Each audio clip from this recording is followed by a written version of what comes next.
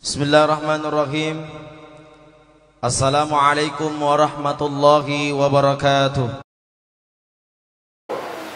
Innal hamdalillah nahmaduhu wa nasta'inuhu wa nastaghfiruh wa na'udzu billahi min shururi anfusina wa min sayyiati a'malina.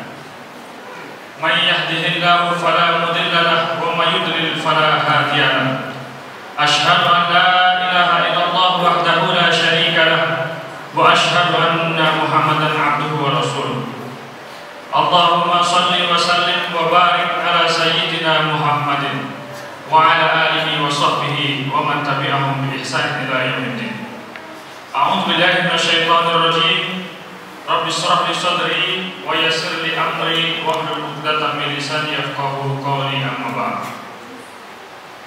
Kepada yang saya hormati dan saya cintai, pengurus Dewan Kemakmuran Masjid Al-Azim beserta seluruh timnya yang telah memprakarsai terselenggaranya acara kita pada pagi hari ini, juga kepada para asatidz, para alim ulama yang saya hormati dan saya cintai karena Allah Subhanahu wa taala, para dai-daiyah yang hadir pada acara kita pada pagi hari ini, serta hadirin sekalian yang mudah-mudahan senantiasa berada dalam kasih sayang Allah Subhanahu wa taala.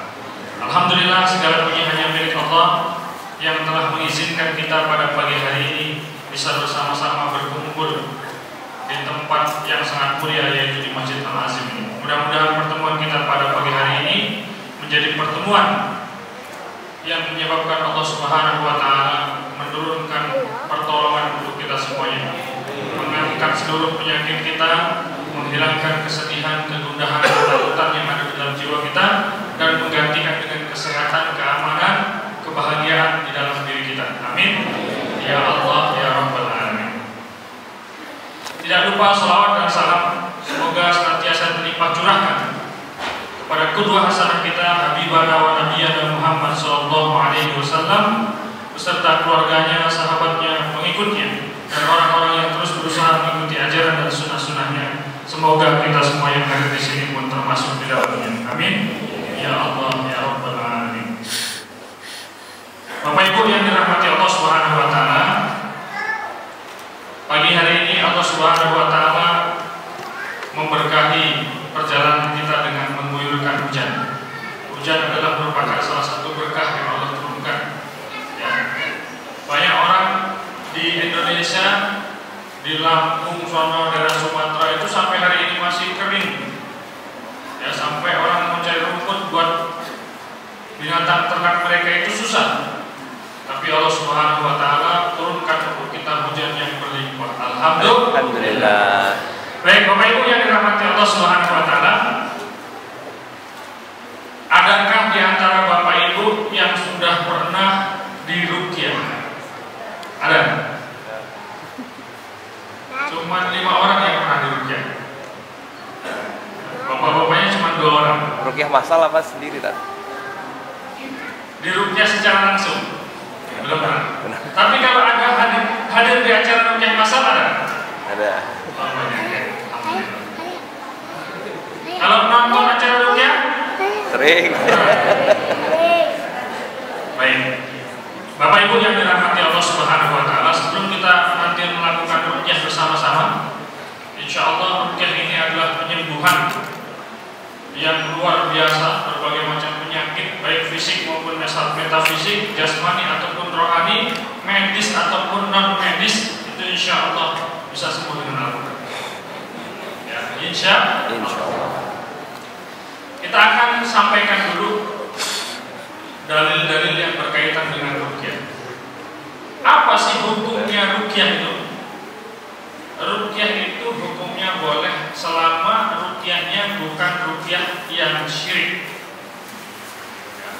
Berdasarkan sebuah hadis yang diriwayatkan oleh Imam Muslim, pernah ada seorang sahabat Nabi namanya Auf bin Malik. Dia datang menemui Rasulullah SAW dan dia menceritakan bahwa dulu sebelum dia masuk Islam, ketika dia masih berada di masa jahiliyah, mereka itu terbiasa meruqyah orang.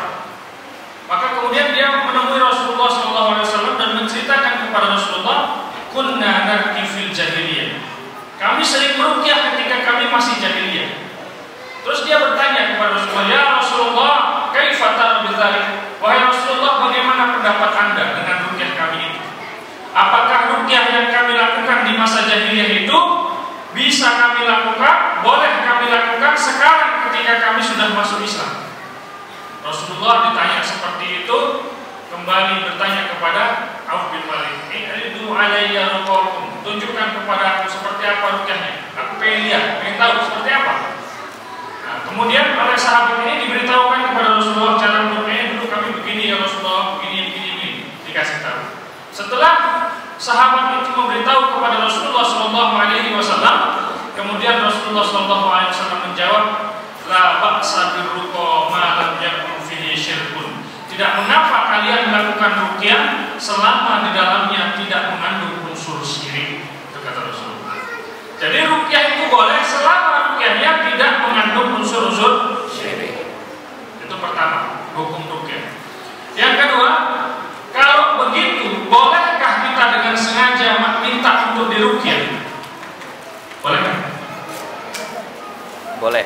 Kita datang, Ustaz tolong saya diruqyah, saya sedang gundah hati saya, misalnya. Ustaz tolong saya diruqyah, saya sudah berhari-hari ini mimpi digerogoti daging saya oleh binatang buas sampai tinggal tulangnya. Indikasi sihir. Ya. Boleh nggak kita minta untuk diruqyah? Boleh. Hah? Boleh. Karena ada yang mengatakan minta ruqyah itu nggak boleh berdasarkan hadis, yaitu ciri-ciri 70 golongan orang yang tidak bisa masuk surga tanpa hisab. Yang masuk surga tanpa hisab, salah satunya adalah orang yang tidak minta untuk diruqyah. Berarti minta ruqyah boleh apa enggak? Kalau jawab boleh atau tidak, jangan berdasarkan hawa nafsu kita, tapi harus berdasarkan petunjuk Rasulullah SAW. Baik, dalam sebuah hadis sahih riwayat Imam Muslim, Rasulullah SAW pernah memerintahkan Aisyah agar Aisyah itu minta diruqyah. An Aisyah radhiyallahu anha, kana Rasulullah SAW ya'muruni an astaqiya minal ain. Dari Aisyah radhiyallahu anha bahwasanya Rasulullah SAW memerintahkan aku agar aku minta diruqyah dari ain. Dari minta diruqyah boleh apa enggak berarti? Boleh. Boleh, selama ruqyahnya adalah ruqyah yang syar'iyah dan selama kita nggak bergantung kepada ruqyahnya. Ketika Rasulullah SAW datang ke rumahnya Ummu Salamah, melihat seorang bocah kecil yang wajahnya itu menunjukkan bahwa dia kena penyakit, namanya penyakit pandangan mata, penyakit ain, ya, atau penyakit nadroh. Maka kata Rasulullah, istarku dia, mintakan ruqyah untuk dia, karena dia itu kena penyakit ain. Jadi Rasulullah perintahkan agar meminta ruqyah untuk anak itu, untuk memintakan ruqyah kepada anak itu. Jadi meminta ruqyah bukan dilarang, bahkan Rasulullah memerintahkan. Fi'il amr, kata kerja perintah. Diperintahkan untuk minta ruqyah karena pada saat itu memang sedang kena penyakit. Jadi di sini jelas bahwa meminta ruqyah itu boleh selama ruqyahnya adalah ruqyah yang sahih. Baik, ruqyah ini Bapak Ibu yang dirahmati Allah Subhanahu wa taala dikenal juga dengan pengobatan Al-Qur'an atau disebut juga dengan terapi Al-Qur'an. Kenapa? Karena ketika nanti Bapak Ibu diruqyah itu dibacakan ayat-ayat Al-Qur'an, dibacakan doa-doa yang diajarkan oleh Rasulullah.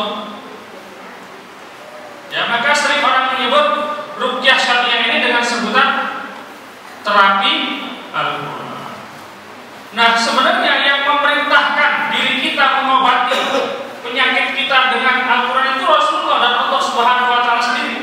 Allah menyatakan di dalam Al-Qur'an, "A'udzubillahi minasyaitonir rajim wa nunazzilu minal Qur'ani ma huwa syifaa'un wa rahmatun lil mu'minin." Kami turunkan Al-Qur'an, apa-apa yang ada di dalamnya itu menjadi syifa, menjadi penyembuh, warahmatan dan menjadi rahmat, menjadi kasih sayang Allah untuk manusia yang ketika dibacakan kepada orang yang sakit orang yang sakit ini akan hilang penyakit. Sekarang saya tanya sama ibu-ibu, saya tanya sama bapak-bapak, yang menciptakan diri kita siapa? Allah. Yang menciptakan penyakit siapa? Yang menciptakan obatnya siapa? Allah ngasih tahu obatnya. Kok kita mau cari obat yang lain? Rasulullah juga menyampaikan, alaikum bisyifain, gunakanlah olehmu dua syifa, gunakanlah olehmu dua penyembuh. Yang pertama Al-Quran wal Asal, Quran dan madu. Maka saya kemana-mana selalu bawa madu saya.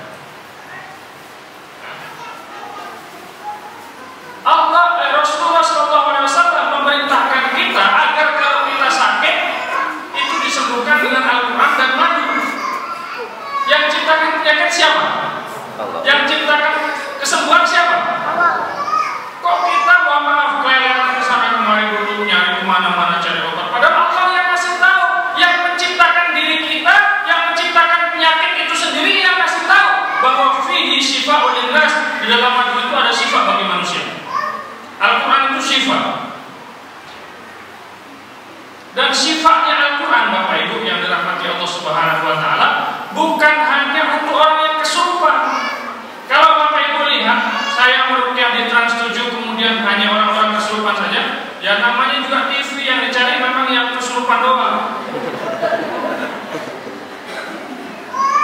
Ya kalau kami sedang liputan, itu memang real, bukan rekayasa, tapi memang dicari pasien yang diliput itu yang ada reaksinya, yang memang kesurupan parah. Itu kan kalau televisi itu bukan hanya sekedar menghadirkan tuntunan, tapi juga tontonan. Jadi dia memadukan antara tuntunan dan tontonan. Tetapi terlepas dari itu, banyak kemudian masyarakat yang berpikir, saya nggak kena jin kok saya diruqyah apa? Gitu kan? Banyak orang berpikir itu. Ayo ya, ruqyah ya itu ruqyah, kata ayahnya.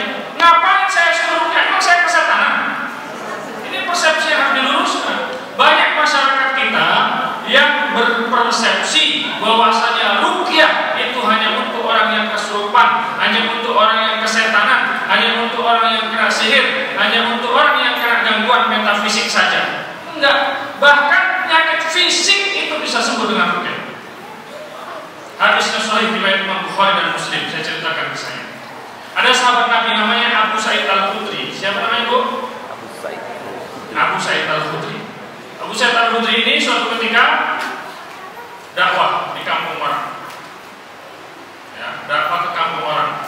Begitu sampai di kampung orang tersebut menyampaikan dakwah Islam, malah Abu Sa'id Al-Khudri ini diusir. Kamu jangan dakwah di kampung kami lah. Pindah aja kamu lain. Ya. Tapi Allah Subhanahu wa Ta'ala punya kehendak. Ketika Abu Sa'id Al-Khudri diusir, kepala sukunya itu kena sekatan kalajengking. Kena sekatan kalajengking sampai mau mati. Tubuhnya terbaring, kaku, kulitnya membiru, wajahnya pucat, mau mati sudah. Orang-orang kampung yang ahli pengobatan diundang buat ngobatin pimpinan mereka, gak ada yang mampu. Kemudian ada yang mengusulkan gini, coba orang yang tadi kita usir itu kita panggil, siapa tahu di antara mereka itu ada yang bisa ngobatin itu. Maka dipanggillah, terjadi negosiasi. Kata Abu Sa'id Al-Khudri, bisa kami ngobatin, insya Allah bisa, ya. Tapi sebelum kami ngobatin ada persyaratannya. Itu kata Abu Sa'id Al-Khudri. Apa syaratnya, Tuan? Syaratnya kami ini lapar, kami ini haus. Tolong kau siapkan air untuk kami bersama rombongan kami untuk minum, dan kau siapkan kami bersama rombongan kami untuk makan. Setelah kami minum, hilang dahaga kami. Setelah kami makan, hilang lapar kami akan obatin pimpinan kalian. Singkat cerita, mereka dijamu dulu makan, minum. Setelah selesai, Abu Sa'id Al-Khudri mendatangi pimpinan suku tersebut. Bapak Ibu mau tahu apa yang dilakukan oleh sahabat ini? Yang dilakukan oleh sahabat ini membacakan suratul Fatihah. Bismillahirrahmanirrahim. Alhamdulillahirabbil alamin. Dibacakan suratul Fatihah sampai selesai. Begitu selesai dia membacakan suratul Fatihah, Abu Sa'id Al-Khudri mengumpulkan air ludahnya. Dikumpulkan di mulutnya. di bekas sengatan kalajengking itu. Maka seketika itu racun yang menjalar di seluruh tubuh itu netral. Kulit yang tadi membiru itu merah kembali. Pucat wajah yang tadi memenuhi wajahnya itu kemudian merah merona kembali seperti sedia kala, seperti nggak pernah sakit. Pimpinan suku itu bangkit sembuh. Saking bahagia, saking gembiranya karena dia selamat dari kematian, dia lepas dari belenggu racun yang membelenggu tubuhnya. Kemudian dia memberikan hadiah kepada Abu Sa'id Al-Khudri 30 ekor kambing. Dia ngomong gini, Abu Sa'id Al-Khudri, kata teman-temannya, bagi gitu. Kata Abu Sa'id Al-Khudri, demi Allah, aku tidak akan makan kambing ini sebelum aku dapat fatwa dari Rasulullah. Apakah makan dari upah ruqyah ini halal apa haram? Maka kemudian dia pulang ngasih tahu kepada Rasulullah, ya Rasulullah tadi gini. Kata Rasulullah, dari mana engkau tahu bahwasanya Al-Fatihah itu adalah ruqyah? Jadi nama lain dari suratul Fatihah, selain dia disuruh Ummul Kitab, nama lainnya juga adalah Ar-Ruqyah. Nama lain dari suratul Fatihah. Dari mana engkau tahu bahwasanya Al-Fatihah itu adalah Ar-Ruqyah? Kata Rasulullah, sungguh yang kau lakukan ini benar. Kalau ada orang yang berhak untuk mendapatkan upah dari pekerjaannya, maka orang yang membacakan Al-Quran untuk orang lain itu lebih berhak untuk mendapatkan upahnya, kata Rasulullah. Kalau begitu aku minta bagian. Jadi Rasulullah malah minta bagian dari upah ruqyah itu. Ya. Dari hadis riwayat Imam Bukhari dan Muslim ini kita dapatkan beberapa kesimpulan. Disimpulkan oleh para ulama. Pertama, boleh negosiasi sebelum ruqyah. Jadi misalnya ibu mau undang saya, Ustaz bisa nggak datang ke rumah saya pengen ruqyah itu anak saya badannya alhamdulillah misalnya gitu ya. Saya bilang boleh aja Bu, tapi syaratnya nanti sebelum kita ruqyah anak ibu, ya kita makan ke sate kambing situ dulu, misalnya gitu. Negosiasi boleh, ya. Yang pertama. Yang kedua, ini menjadi dalil bahwasanya ruqyah bukan hanya untuk orang gangguan jin saja. Karena yang tadi diruqyah oleh Abu Sa'id Al-Khudri itu sakit apa? Sengatan kalajengking, bukan kesurupan. Ya, jadi nanti kasih tahu orang-orang yang selalu berpersepsi bahwa ruqyah itu hanya untuk orang kesurupan, bahwa ruqyah bukan hanya untuk orang kesurupan. Orang yang sedang sedih bisa diruqyah, orang yang sedang gundah gulana bisa diruqyah, ya, orang stres bisa diruqyah. Kami punya pondok rehabilitasi gangguan jiwa dan narkoba, tapi tempatnya jauh dari Riau, di Rokan. Terus sekarang kurang lebih 120 orang gila kami kumpulkan, ditampung di situ, kemudian kita terapi ruqyah. Karena nanti ada kisah-kisah sahabat ruqyah orang gila dan sembuh. Kalau Bapak Ibu di sini ada punya lahan tak terpakai, mau diwakafkan untuk rehabilitasi, boleh. Nanti di Balikpapan kita boleh. Ya. Rehabilitasi untuk orang gangguan jiwa, narkoba dan sebagainya. Yang kedua, jadi menunjukkan bahwa ruqyah bukan hanya untuk orang yang kena gangguan jin. Yang ketiga, ruqyah juga bukan hanya untuk orang muslim, orang kafir pun boleh diruqyah. Karena yang diruqyah oleh Abu Sa'id Al-Khudri tadi bukan orang muslim. Yang keempat, orang yang diruqyah boleh memberikan 30 ekor kambing. Jadi nanti bapak-bapak, ibu-ibu, kalau minta diruqyah sama saya terus mau ngasih saya 30 ekor kambing, boleh. Nggak dilarang. Ya. Begitu juga orang yang meruqyah boleh menerima, halal. Saya punya guru saya minta jatah juga boleh halal. Kata guru saya, kamu habis dapat 30 ekor kambing, ya bagi 2 dong. Boleh. Gitu. Ya bercanda ya. Tapi benar begitu. Ya. Tapi saya menyebutkan hadis ini untuk menyatakan bahwa, untuk menguatkan bahwa ruqyah itu bukan hanya untuk orang yang gangguan jin, tapi ruqyah itu syifa'un min kulli da'in, penyembuh dari segala macam penyakit. Ya. Apalagi sekarang ada metode baru pengobatan akhir zaman dengan menggunakan metode Al-Quran. Ya. Luar biasa. Orang penyakit jantung akut, orang penyakit macam-macam, hanya dengan diruqyah dan beberapa sentuhan saja dalam waktu 15 menit boleh dicek up pulang, itu dinyatakan sudah sembuh total. Saya baru kemarin belajar. Ya. Luar biasa proses Al-Quran. Jadi ketika Allah Subhanahu wa taala menyebutkan bahwa di dalam Al-Quran itu ada syifa dan penyembuh, itu benar-benar dan ternyata bisa dibuktikan secara ilmiah. Ada yang menemukan itu seorang profesor. Ya. Luar biasa, Masya Allah. Ini yang pertama. Jadi ruqyah atau terapi Al-Quran bukan hanya untuk orang yang kena gangguan jin, tapi ruqyah ini bisa untuk semua jenis penyakit. Bapak Ibu kena penyakit kudis, urat, gatel-gatel, mohon maaf ya, itu bisa diruqyah. Rasulullah ngajarin ya, cara meruqyah untuk penyakit kulit. Rasulullah ngajarin, yaitu dengan cara begini. Ambil air ludahnya, taruh di jari, tempelkan di tanah yang bersih, sambil baca Bismillahirrahmanirrahim, birikotibatina, yusrobihi syakibuna bi'irobin. Habis itu usap-usapin di bagian yang gatel, jerawat saya taruh. Nah, saya pernah didatangi oleh laki orang yang butuh diruqyah karena wajahnya bopeng-bopeng, jadi kekorengan. Dia sudah check up, sudah berobat di mana-mana, medis juga sudah, tapi nggak ada kesembuhan sama sekali. Belum datang kesembuhan. Terus dia datang, saya ajarkan metode ruqyah yang diajarkan Rasulullah. Ya, sekarang tangannya basahin pakai air, tempelkan di tangan, tempelkan. Ikutin saya. Bismillahirrahmanirrahim. Dia ikutin. Ya.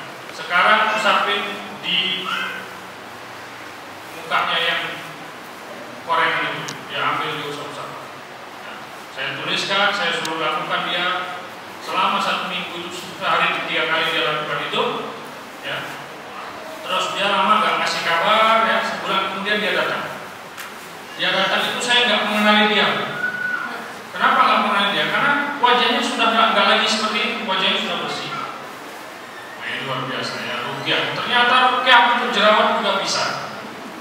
Ibu-ibu jerawatan, ruqyah saja dulu. Bacakan Quran, bacakan doa-doa yang diajarkan Rasulullah. Karena Islam ini panduan lengkap. Tidak ada satu jenak peristiwa dalam kehidupan manusia kecuali Islam telah memberikan tata caranya, kecuali Islam telah memberikan solusinya. Begitu juga dalam urusan menyembuhkan berbagai macam penyakit. Betul nggak kira-kira? Betul. Tapi kita selama ini pengobatan kita berkiblat kemana? Barat. Apakah kita umat Islam sudah memakai metode pengobatan Nabi? Apakah kita umat Islam sudah berkiblat kepada Tibun Nabawi, pengobatan Rasulullah? Salah satu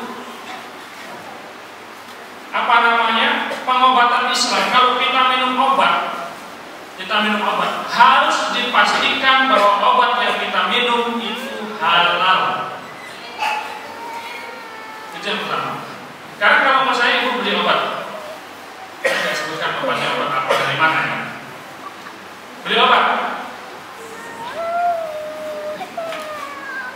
bisa nggak kita nanya, Pak, ini obatnya halal apa haram? Bisa. Dan nggak ada apa namanya Label halal. standarisasi halal. Kan kebanyakan produsen obat itu, mohon maaf, itu orang Cina yang nggak mengenal halal dan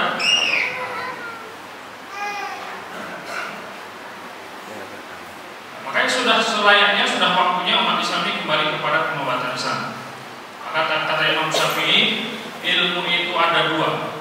Yang pertama ilmu untuk kesehatan rohani, yang kedua ilmu untuk kesehatan jasmani. Ilmu untuk kesehatan jasmani inilah yang banyak ditinggalkan oleh kaum muslimin. Ya, ilmu untuk kesehatan jasmani berarti ilmu kesehatan jasmani. Tentang herbalogi, menggunakan herbal sebagai obat, menggunakan madu sebagai obat, menggunakan habatus sauda sebagai obat, zaitun sebagai obat. Ya, kita harus tahu, harus paham. Begitu Bapak Ibu yang dirahmati Allah SWT. Ya, itu sedikit penjelasan tentang ruqyah dan meminta ruqyah. Sekarang yang kedua, bedanya antara ruqyah yang tadi disebut dengan ruqyah syar'iyah dan ruqyah yang disebut dengan ruqyah syirkiyah? Apa perbedaannya? Sebelum kita ruqyah ini kita jelaskan dulu ya Bu ya. Siap Bu? Coba sekarang semua tangannya acukan ke arah sini. Ini bukan simbol politik, ini simbol tauhid. At-tahiyatul mubarakatus sholawatut thayyibatul lillah, kan gitu. Ya. Kalau saya bilang tauhid, Bapak Ibu bilang la ilaha illallah Muhammadar Rasulullah. Siap ya? Biar bilang tauhid. La ilaha illallah Muhammadar Rasulullah. Sekali lagi. Tauhid. La ilaha illallah Muhammadar Rasulullah. Tauhid. La ilaha illallah Muhammadar Rasulullah. Ngantuk kan? Saya izin minum dulu ya.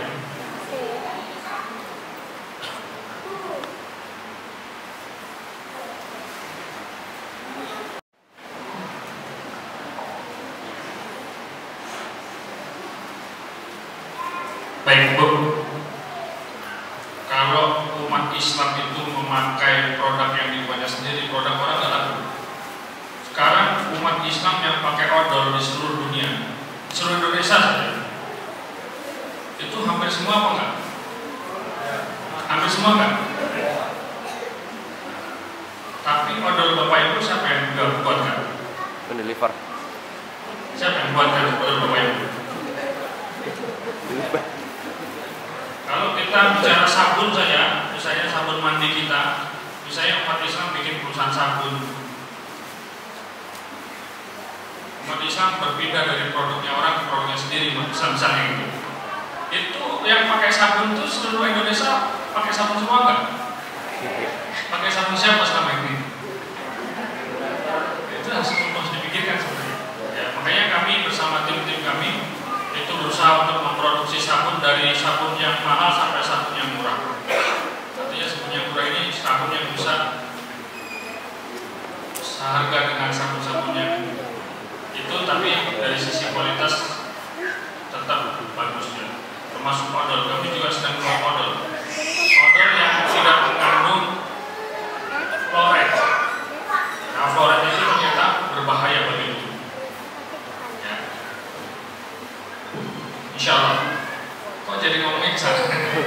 Baik, nggak apa-apa, selingan. Baik, itu adalah rahmat Allah SWT. Apa bedanya antara ruqyah syariah dan ruqyah syirkiyah? Satu, kalau ruqyah syariah itu yang dibaca adalah ayat-ayat Al-Quran, doa-doa yang maksur yang bersumber dari Rasulullah SAW, atau doa-doa yang dibuat oleh ulama-ulama kita, guru-guru kita pun nggak masalah, selama tidak tercampur dengan kalimat-kalimat batin dan dibaca secara zahir. Dan nanti kalau Bapak Ibu mendengar saya ruqyah, ruqyahnya itu jelas. Bismillahirrahmanirrahim. Jelas terdengar. Ya. Tapi kalau ruqyah syirkiyah, ruqyah yang syirik, itu bacaannya talbisul haqqa bil batil, mencampurkan kalimat-kalimat hak dengan kalimat-kalimat batil. Itu ruqyah syirik. Contoh, dia mengobati pasiennya dengan membacakan surat An-Nas. Ini beberapa kali saya dapatkan kasus kayak gini di tengah masyarakat. Qul a'udzu birabbin nas, malikin nas, ilahin nas, min syarril waswasil khannas, alladzi yuwaswisu fi sudurin nas, minal jinnati waras. Ada begitu. Jadi dia bacanya minal jinnati waras, bukan minal jinnati waras. Tapi anehnya, pasien yang dia terapi itu langsung waras. Ini pernah di Jakarta itu ada kesurupan masal, ada pondok pesantren, santrinya kesurupan masal. Kebetulan pengasuh pondoknya dia belum belajar ilmu usir jin, belum belajar ruqyah. Maka dia tanya, coba dong kasih tahu kami orang kampung sini yang bisa nyembuhin orang kesurupan, siapa suruh datang ke sini? Karena sampai kami sudah beberapa hari kesurupan terus nih. Ya kan? Datanglah orang ini. Ya. Pas dia baca minal jinnati waras, itu yang kerojotan, yang ketawa-ketawa, yang cengengesan, langsung diem, Pak. Langsung diem. Aneh kan? Nah, ketika ditanya, kok Ustaz tadi bacanya bukan minal jinnati waras, tapi minal jinnati waras? Kata dia, tapi sembuh kan? Iya sembuh, tapi saya ingin tahu kenapa kok begitu. Kalaupun saya jelaskan kamu gak bakalan paham karena kamu belum sampai makomnya. Kata dia begitu. Pas ditanya kenapa, itu dia jawab begitu. Walaupun saya jelaskan kamu gak bakalan paham, nanti malah kamu seperti Musa yang mendebat Khidir. Kamu gak bakal paham. Ya malah nanti ini udah yang penting sembuh saja. Saya tanya boleh nggak Pak ubah Al-Quran sedikit aja? Tidak. Sedikit. Tidak sedikit boleh. Boleh nggak dirubah? Tidak boleh. Satu huruf saja nggak boleh dirubah. Apalagi lagi ini minal jinnati wan nas berubah jadi minal jinnati waras. Itu namanya jeruk makan jeruk, ngobatin jin pakai jin. Jadi jin itu yang masuk ke tubuh santri itu jinnya dia juga. Gitu. Makanya begitu dia baca minal jinnati waras, jinnya langsung takluk semua. Nah ini ya. Kalau kita ada bacaan-bacaan mantra-mantra yang bercampur antara bacaan-bacaan hak dan bacaan-bacaan batin, inilah yang disebut dengan ruqyah syirkiyah atau ruqyah batin. Contoh lain, ini ada orang kalau mau nyembuhin orang, kalau mau ngobatin orang, kalau mau melakukan apa saja, dia baca mantra. Niat ingsun tomo moro buruh yang sepuh sang yang koro tepnya sing mate ono ing ilat. Asyhadu alla ilaha illallah zatullah sifatullah wa af'alullah. Itu contoh.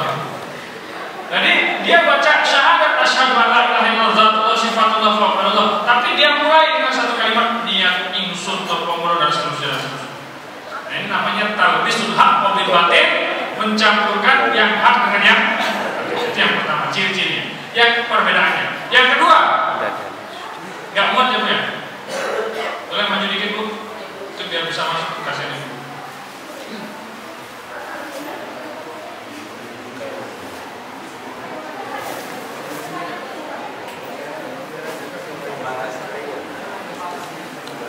Karena ibu-ibu lebih banyak daripada bapak-bapak. Kalau ruqyah syariah itu yang dibacakan adalah ayat-ayat Al-Quran dan doa-doa yang disebut dari Rasulullah. Kalau ruqyah syirkiyah itu bacaan-bacaannya bercampur antara bacaan-bacaan hak dan bacaan-bacaan batin. Yang kedua, kalau ruqyah syariah itu minta tolongnya kepada Allah Subhanahu wa Ta'ala dengan membacakan doa dan ayat-ayat Al-Quran. Itu ruqyah syariah. Kalau ruqyah syirkiyah minta tolongnya ke siapa? Jin. Kalau ruqyah syirkiyah minta ke siapa? Kalau ruqyah syirkiyah minta tolongnya kepada dua-duanya. Kepada Allah dia minta tolong, kepada jin juga dia minta tolong. Itu syirik. Ya. Waktunya sholat malam dia sholat malam sambil memanggil-manggil Allah, ya Allah, ya Allah, ya Allah, dia panggil-panggil Allah. Tapi di lain kesempatan dia hidupkan dupa, dia hidupkan temannya, dia siapkan ayam yang disembelih tidak dengan nama Allah dan dia panggil ya rijalul ghaib, wahai laki-laki dari bangsa ghaib, datanglah. Jadi pengobatan syirkiyah itu pengobatan yang pelakunya di satu sisi minta tolong kepada Allah, tapi di sisi yang lain minta tolong kepada jin. Jangan Bapak Ibu kira pengobatan syirkiyah itu nggak ada Allah-Allahnya, ada. Ya memang dia minta tolong kepada dua-duanya, maka disebut dengan syirik, menyekutukan Allah. Maka kadang-kadang pengobatan praktisi syirkiyah itu juga kadang-kadang baca bismillah juga, kadang baca istighfar juga, kadang baca syahadat juga. Bahkan ada perguruan harimau putih di Jakarta, ya, itu kalau mau memasukkan jin harimau ke dalam tubuhnya, dia baca syahadat dulu. Asyhadu an la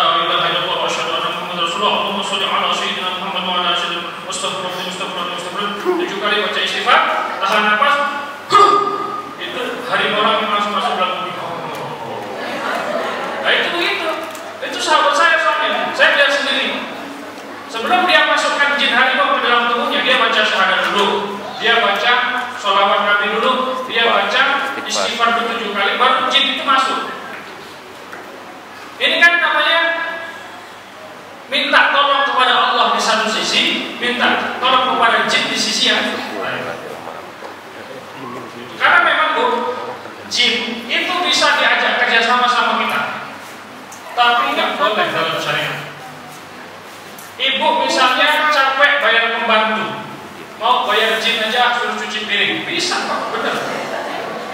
Nggak percaya ibu ini? Serius bisa. Dan jin-jin zaman sekarang itu nggak sama seperti jin-jin zaman dulu.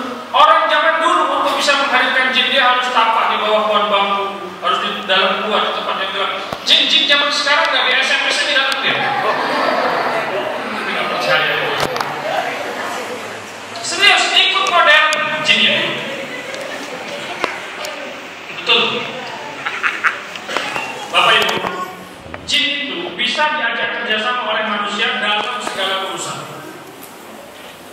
Dan Indonesia ini paling unik, paling lengkap dalam kisah persekongkolan manusia dengan jin. Ketika kami menghadirkan seorang guru dari Timur Tengah hadir ke sini mengajarkan kami ruqyah, kemudian ada beberapa orang yang diruqyah sama beliau. Beliau itu terheran-heran. Kenapa? Kata beliau, selama saya menjadi praktisi ruqyah, saya meruqyah orang paling banter teriak sambil ngomong kasar, kata dia.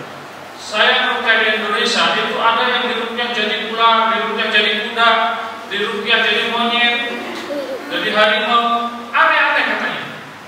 Itu kata dia. Lengkap artinya di Indonesia di persekongkolan atau perkongsian manusia dengan jin. Bapak Ibu, jin itu adalah makhluk sama seperti kita, punya kepala, punya tangan, punya kaki, punya mulut, punya mata, sama seperti manusia. Dan jin itu juga tinggal tinggal di bumi yang sama. Bisa jadi ada jin-jin juga yang ikut mendengarkan ruqyah, ya. Jin itu hidup berdampingan dengan kita, cuma berbeda dimensi. Jin itu juga butuh makan, butuh minum, dia juga berkeluarga, punya anak, punya istri, dia punya pemimpin, dia juga wajib belajar ilmu agama, dia juga sama, harus sholat, harus zakat, harus saum, di bulan Ramadan harus haji, ada yang umroh setiap bulan, setiap minggu, ada juga sama seperti manusia. Jin. Karena bangsa jin itu adalah makhluk berakal yang juga mukallaf, makhluk berakal yang juga dibebankan ibadah di atas pundaknya. Maka kata Allah, "Wa ma khalaqul jinna wal insa illa liya'budun." Tidak aku ciptakan jin dan manusia kecuali untuk beribadah kepada-Nya. Tetapi sebagian besar dari bangsa jin itu tidak beriman kepada Allah. Dan inilah kemudian yang banyak diajak kerjasama oleh manusia. Ada beberapa ustadz yang kami temui dalam perjalanan kami dakwah dengan ruqyah ini, dia mengatakan khodam kami ini khodam muslim, ustadz. Sehingga dengan itu kami jadi mengetahui banyak hal, lebih banyak daripada orang lain. Khodam muslim, jin muslim yang bekerja sama dengan manusia, kemudian masuk dalam tubuh manusia, ini adalah jin muslim yang fasik. Karena jelas di dalam surat Al-Jin, jin itu Bapak Ibu, Qurannya sama dengan Quran kita, nabinya juga sama, karena nggak ada nabi dari bangsa jin. Ya, jadi bangsa jin itu juga mengikuti syariat yang dibawa oleh Rasulullah SAW. Dan di dalam Al-Quran disebutkan wa annahu kana rijalun minal insi ya'uduna bi rijalin minal jinni fazalhum rahaqa. Jin dari bangsa manusia yang kerjasama dengan jin dan dengan manusia. Laki-laki dari bangsa jin yang kerjasama dengan laki-laki dari bangsa manusia tidak bertambah apapun baginya kecuali dosa dan kesalahan. Nah, sejarah perkongsian manusia dengan jin ini melekat dengan masyarakat kita. Saya kebetulan asli orang Jawa, tapi saya lahir di Lampung, di Sumatera. Jadi Puja Kesuma, putra Jawa kelahiran Sumatera. Nah, rumah saya itu di kaki Gunung Rajabasa. Kalau ibu pernah dengar di Lampung ada gunung namanya Gunung Rajabasa. Ya, ini selalu saya ceritakan karena ini fakta yang ada di kampung kami. Rajabasa itu disebut dengan Rajabasa karena katanya menurut sejarah orang-orang tua di sana, di gunung itu ada raja yang menguasai segala macam bahasa kemudian hilang di gunung tersebut. Nah, menurut mereka arwahnya bisa diundang, ya, untuk apa? Untuk membuat orang menguasai segala macam bahasa dalam tempo singkat. Maka banyak orang-orang dari mana-mana itu datang ke gunung itu untuk ikut ritual menguasai segala macam bahasa. Apa disebut Rajabasa? Ya, ikut ritual di sana 3 hari. Ya, hari pertama wirid ini, hari kedua wirid ini, hari ketiga wirid ini. nanti begitu selesai ikut ritual menghadap ke tuan guru. Kata tuan guru, bukalah mulut lunak, keluarkan lidahnya. Begitu lidahnya dikeluarkan, sama tuan guru itu diludahi. Telah. Ya. Begitu air ludahnya tuan guru itu ditelan, kata tuan guru, coba engkau ngomong bahasa Arab yang tadinya nggak bisa langsung fasih. Coba engkau ngomong bahasa Inggris yang tadinya nggak bisa langsung pinter. Coba engkau ngomong bahasa Jepang yang tadinya nggak bisa langsung bisa. Itu di sana. Wallahu a'lam benar dan tidaknya. Ya, dulu kata orang tua saudara, itu Pak Presiden Soekarno itu pernah kesini. Itu anaknya, bisa jadi bohongan.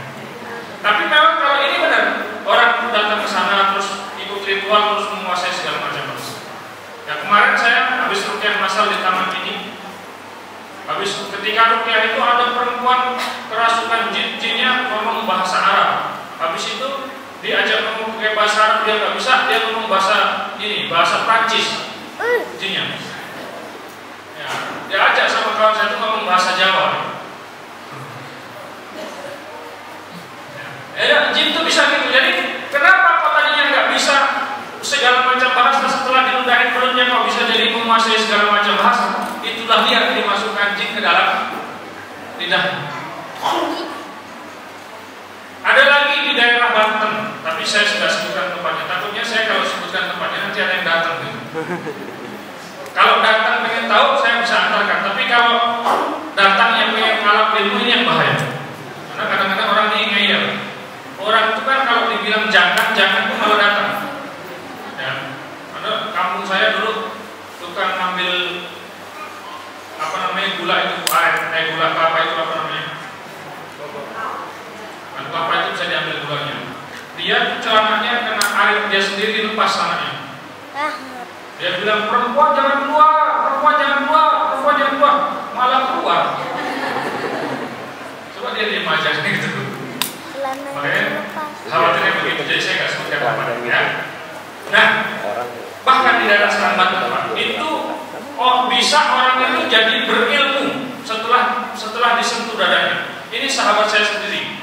Saya punya kawan namanya Ahmad, panjangnya nggak disebutkan. Ya. Itu dia bareng dengan saya sekolah Madrasah Ibtidaiyah kelas 3 MI dia keluar ke sekolah lain. Saya lanjut di Madrasah Sanawiyah, SMA, saya kuliah dan seterusnya pesantren. Dia nggak pernah melanjutkan pendidikan apapun. Dan saya tahu betul riwayat sahabat saya ini, kan satu kampung, ya, dari tahu perkembangan dia sama. Tapi lama kami nggak berjumpa, kemudian berjumpa lagi, tiba-tiba dia itu jadi orang yang sangat pandai dalam perkara agama. Dia melebihi kiai dalam pemahamannya. Ya. Kitab-kitab segala macam dia kuasai, bukan hanya bisa membacanya tapi menguasainya. Diberi pertanyaan dia bisa jawab dalilnya ini, ya. Kaul ulama dia hafal di luar kepala. Wah ini luar biasa nih. Akhirnya saya tanya sama dia, "Mat, ente belajar di mana kok jadi sepinter ini?" Dia bilang sama saya jumpa dengan seorang guru. Setelah diusapnya dadaku, kata dia. Setelah dadaku ini diusap oleh tuan guru itu, maka hilanglah segala kebodohanku dan datanglah ilmu. Kata dia. Diusap dadaku, aku dapat ilmu laduni. Itu kata sahabat saya ini. Jadi langsung pinter. Nah, ini bukan hoax nih, bukan cerita palsu, tapi benar terjadi kepada teman saya sendiri. Kemudian dia main ke Jakarta ke tempat saya. Ya, saya bilang, "Mat, nanti mau coba dirukyah." Karena Jakarta kan saya punya markas rukyah. Ya boleh lah. Saya rukyah. Ketika dirukyah dia nggak bisa mengendalikan tubuhnya, muter-muter, luar biasa, muntah-muntah, ya. Habis itu jinnya keluar semua, sampai dirukyah nggak reaksi lagi, berarti jinnya sudah keluar. Saya tanya lagi dengan pertanyaan yang dulu pernah saya tanya ke dia nggak bisa jawab. Ya, jadi nggak pinter lagi, hilang kepinterannya. Jadi ketika dia diusap dadanya itu, kemudian dia jadi pinter, itu dimasukkan jin dalam tubuhnya, yang jinnya itu jin pinter. Makanya saya bilang sama dia, "Mat, Kalau misalnya ilmu itu bisa di copy paste, ya, kalau misalnya ilmu itu bisa ditransfer ke dalam tubuh seseorang, maka saya kira Rasulullah nggak perlu dakwah. Maka saya kira Rasulullah nggak perlu berdarah-darah berjihad. Kalau ada orang kafir, sentuh aja dadanya langsung pintar, sentuh aja dadanya gitu. Tapi ini Pak, Bu, ini sebuah fakta yang terjadi di masyarakat kita yang mempercayai bahkan mengejar-ngejar ilmu seperti itu karena malas dia menuntut ilmu yang terlalu panjang. Enggak, cuman sekian hari aja bisa jadi pintar, ngapain harus lama-lama? Ini jalan pintas namanya. Orang-orang yang menyukai jalan pintas inilah difasilitasi oleh setan. Termasuk Bapak Ibu dalam dunia pengobatan. Ya, termasuk dalam dunia pengobatan. Makanya nanti kalau Bapak Ibu berobat, pastikan bahwa orang yang mengobati kita itu tidak bekerja sama dengan jin. Karena banyak yang bekerja sama dengan jin itu banyak banget Pak di negeri kita di Indonesia. Dan saya jumpa langsung dengan praktisi-praktisi yang alhamdulillah sebagian besar dari mereka taubat kepada Allah. Ya, di Surabaya saya jumpa dengan seorang ustaz. Dia kalau ngobatin pasiennya, dia gini. Dia baca doa, baca surah Nabi, terus dia keluar lewat pintu rumahnya, dia punya taman. Ya, itu dia cuma melihat tanaman-tanaman dia. Dilihatin semua. Itu dia bilang, Daud itu ngomong sama dia. Daudnya ngomong, Abah, aku ini punya manfaat, Pak. Manfaat itu untuk menyembuhkan orang yang sakitnya begini. Pokoknya dia bisa mendengar Daud itu ngomong sama dia. Nah, jadi kalau ada pasien datang, dia menghadap ke daun-daun yang dia punya itu, daun yang ngomong, dia datang, dia petik, dikasih. Caranya kamu begini, habis diminum langsung sembuh. Nah, orang yang nggak tahu kan dia pakai herbal, betul nggak? Ini kan herbal. Nah, tapi lihat prosesnya. Dia harus mendapatkan bisikan dari daun. Nah, bahkan beliau ini merasa sungkan untuk keluar rumah. Jadi kerjanya di dalam rumah terus. Kenapa? Karena kalau dia keluar rumah itu pepohonan, daunan, batu-batu itu mengucapkan salam. Jadi kata dia salam itu kan wajib dijawab Pak. Kalau saya nggak jawab berarti saya dosa. Jadi dia kalau keluar rumah, Waalaikumsalam. Dia katanya. Maka dia memutuskan untuk tetap di dalam rumah. Nah, singkat cerita, dia ini punya anaknya stres. Ya, anaknya stres. Kemudian ditanya sama sahabat saya, kok nggak diobati kan? Pak Ustadz bisa mengobati. Kata dia, ilmu kami ini hanya untuk orang lain, tidak untuk keluarga sendiri. Ini ciri-ciri ilmu batin. Termasuk yang lagi viral tuh, ibu-ibu tuh, tahu nggak? Di medsos. Nah itu dia nggak bisa mengobati suaminya sendiri. Suaminya sendiri sakit nggak bisa diobati, kalau yang lain boleh.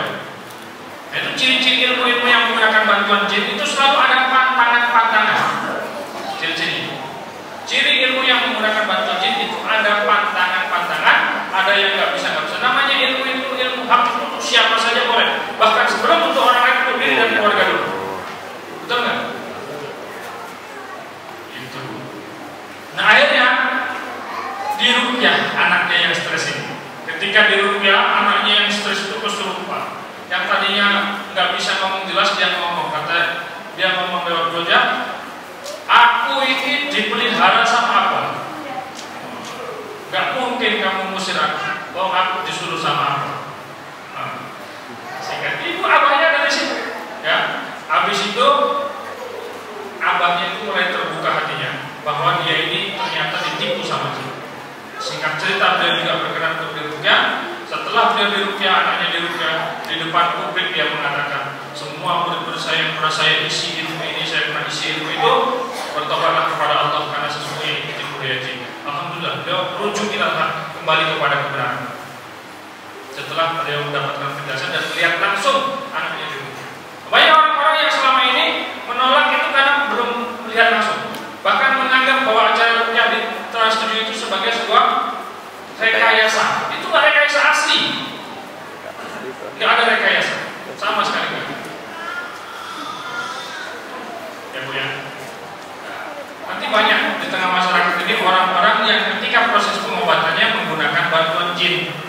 Jangan. Lebih baik Bapak Ibu dan di rumah sendiri ambil air, bacakan surat Al-Fatihah, minum bismillahirrahmanirrahim. Bismillahirrahmanirrahim. Atau madu. Minum madu. Orang Allah sudah kasih tahu fihi syifa'ul linnas. Di dalam madu itu penyembuh bagi manusia. Sakitnya apapun minum madu. Ada sahabat datang kepada Rasulullah bertanya, "Ya Rasulullah, saudaraku sakit perut." Kata Rasulullah, "Kasih madu." Terus datang lagi, "Ya Rasulullah, saudaraku sudah tak kasih madu tapi masih sakit perutnya." Kasih madu. Besoknya datang lagi, "Sudah ya Rasulullah tapi masih sakit perut." Kasih madu. Lalu yang keempat kalinya kata Rasulullah, "Kata bapak aku bohong perut saudaramu itu dan saudara Allah maha benar Allah." Karena Allah yang ngasih tahu di dalam madu itu ada sifat. Kasih madu lagi. Baru setelah diminum madu lagi baru sembuh.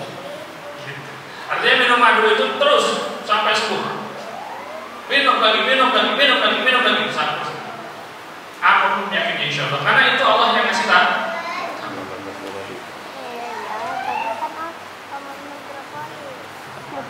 Siap Rukyah?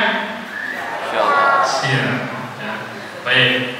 Itu sedikit saya jelaskan perbedaan rukyah syariah dan rukyah syirkiyah.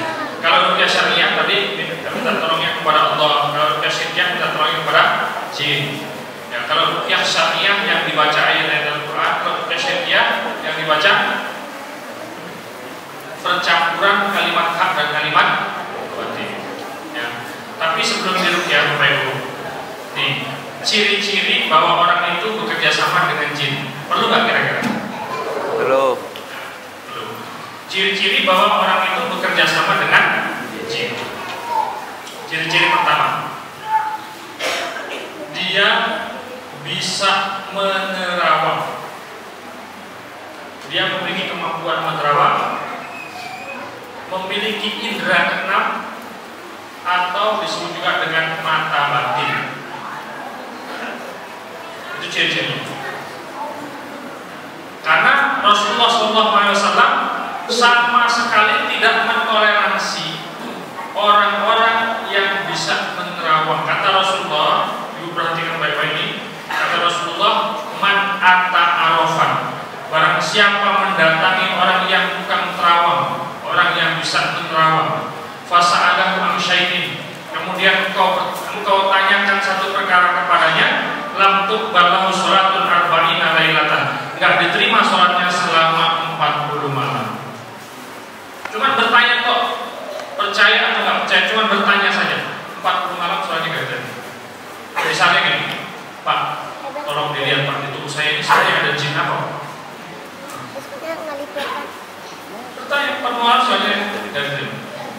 Apalagi sampai tanya, "Tolong dilihat Pak, di warung saya itu ada sihir Pak." Ya, jadi kalau ada orang-orang ngaku bisa menerawang, ngaku bisa melihat jin, ngaku bisa melihat hal-hal yang gaib, itu tandanya orang itu bekerja sama dengan jin. Karena jin ini nggak bisa dilihat kecuali oleh orang-orang yang kerasukan, ya, dan kecuali para nabi. Kalau para nabi itu khususnya, ya. Karena Allah sendiri yang menyatakan dalam Al-Quran, "Innahu yarakum huwa wa qabiluhu min haitsu la tarawnahu." Sesungguhnya kalian manusia, sesungguhnya kalian bangsa jin melihat kalian dari satu tempat yang kalian tidak bisa melihat mereka. Jadi kita memang nggak bisa melihat mereka. Dan jin itu disebut dengan jin karena memang nggak nampak. Semua yang nggak nampak itu memiliki kata yang sama dengan kata jin. Orang gila disebut dengan majnun. Bayi yang ada di dalam rahim disebut dengan janin. Hutan yang lebat disebut dengan jannah. Ya, tameng untuk menangkis serangan lawan disebut dengan junnah. Ketika Ismail dilahirkan, menggoyang-goyangkan pohon kurma disebut dengan rutoban janiyah.